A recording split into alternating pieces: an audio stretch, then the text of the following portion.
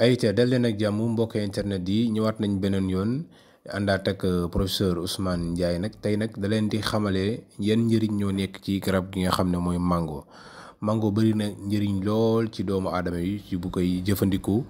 muy ci reen bi wala ci xob yi wala sax ci nga xam ne mooy doom bi moom Cheikh Ousmane Ndiaye nag xam-xamam daal di màcc ci wàllum gàncax ci wàllum paj moom nag ma nga foofu ca diwaanu Kër Massar ca Ecobank ba numéro téléphone am di 77 536 83 85 boo ko woowee daal incha allah sa aajo dina faju Cheikh Ousmane Ndiaye ñu lay nuyu. Pape maa ngi lay nuyuwaat di la ziare di nuyu mbokku internet yëpp kenn ku ci nekk turam ak santam góor ak jigéen mag ak ndaw waaw mango garab la bu bëri njëriñ loo xam ni bëri na tamit Sénégal surtout Casamance donc sur le plan économique am na njëriñ sur le plan médicinal am na njëriñ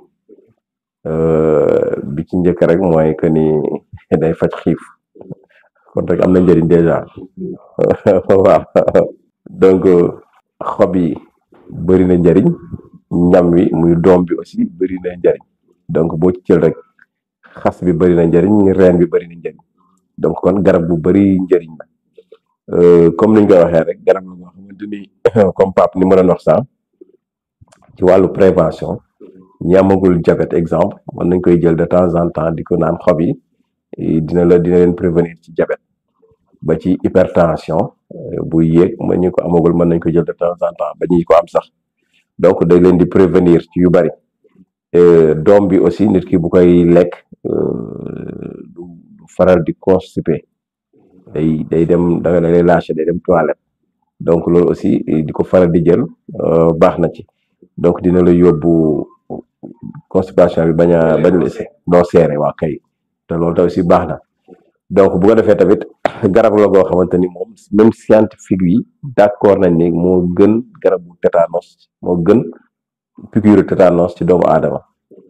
waaw maanaam ki nga xam dafa amee tétanos wala ki nga xamante ni xëy na pont jam na ko wala zeng dagg ko wala weñ daal mu war a piqûre tétanos mën na piqûre tétanos bu ko neexee mën na jël xobi mango donc bu jëlee xobi mango moo gën a efficace sax piqûre donc day prévention day prévenir pour tétanos donc ki nga xam ne daal dagg na weñ moo ko dagg su ko xobi mango jegee day jël xobi mango di ko naan même ki nga xamante ni am na yenn infecté yi wala jam nañ ko fenn wala yu demee noonu yooyu tamit mën na yëpp baaxal xobi mango di ko naan parce que góom yooyu bu yàggee tamit mën na indi infection te mën na indi yeneen problème ba ci xob yi tamit boo ko jëlee di ko infuser di ko naan mën na indi indigestion ñi nga xamante ni léegi duñu digérer bu baax maanaam bu ñuy lekk liñ lekk du gaaw a rees mën nañ koy utiliser boo jëlee xas bi am na ñu ni baax na ci ñi amee cancer mën nañ koy utiliser ñi nga xam ne am nañ kii bëñ buy metti bu ñu amee xas bi baxal ko ba mu bax mu tàng ci nugaay ba nugu nga di ko log di ko galax ndi ko noonu boo ko logee téye ko ci lu yàgg doo koy tuur donc baax na ci ñi nga xam dañoo amee sofe bu ñu amee xas bi tamit di ko baxal di ko naan tamit baax na si ñoom ñi nga xamante ni dañu amee bronchite wala asthme tamit bu ñu amee xobu mango di ko infuser di ko naan baax na ci ñoom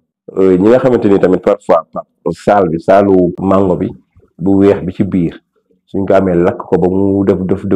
dóom di ko def ci seen hémorroïde tamit baax na ci hémorroïde donc loolu bu ñu koy utiliser baax na ci ñi nga xam dañu amee hémorroïde bu génn quoi baax na ci ñoom ñi nga xamante ni tamit dañu am xobi wadd yi nga boole koog naana ak ngun yu wadd yu waaw kay yu wadd yu ba zone yooyu baax na ci ñi amee tension buy yëg hypertension mais da nga koy booleeg naana ak ngun infuser ko di ko naan loolu tamit baax na ci ñi amee tension boo xam day yëg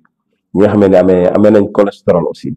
suñu amee xobu mango di ko infuser di ko naan aussi yàlla mën na leen a saafara ñi nga xam dañu amee calcul rénal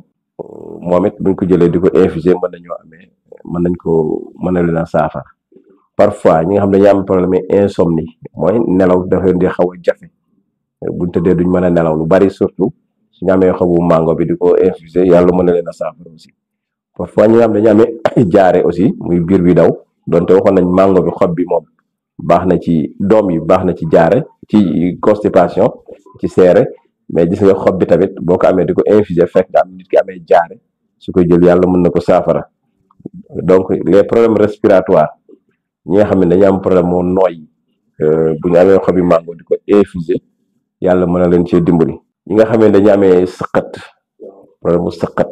bu ñu amee xobu mango di ko suukaree lem tamit di ko jël baax na ci surtout xale yu ndaw yi. donc ñi nga xam ne dañu amee ay problème irritation peau ci wàllu yaram ak yooyu buñ koy jël baax na ci ñoom. ñi nga xam dañu bëgg perte de poids sax parfois suñu jël xobu mango di ko infuser yàlla mën na leen a saafara. donc yooyu daal pap xobu mango gis nga bëri na yoo xamante ni kon mën na ko saafara yooyu yëpp mën na ko saafara. léegi boo nañ xam léegi si comme yi nga wax ni dosage boo xam ne fekk am na comme boobu xobu mango la da nga wax baxal wax infusion. voilà ci kaawu baxal ñaata xob ak ñaata quantité ndox.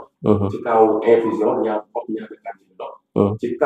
kaawu jël tamit ñaata kaas ak yooyu par jour ak yenn kaas. waaw su fekkente ni da nga ko boole ngun bi ak naanaa bi ak xob bi boom mën nga jël kaas ataaya la neexee kaas ataaya ba kaas ataaya genn wàll mën nga ko jël 2 fois baax na ci journée bi. mais su fekkee nag exemple foofu tension bi dafa sonal nit ki ba pare mu ànd ak miir nga xam ne xaw na ko gañe tuuti mën na ko jël 3 fois ci journée bi. léegi nag bu fekkee yeneen yi nga xamante ni moom lañu wax nga xamante ni da nga koy infuser boo amee 5 feuilles 6 maximum 7 feuilles doy na pour 1 litre d'eau moom it nga jël ko infuser ko di ko naan kaas ataaya ak genn wàll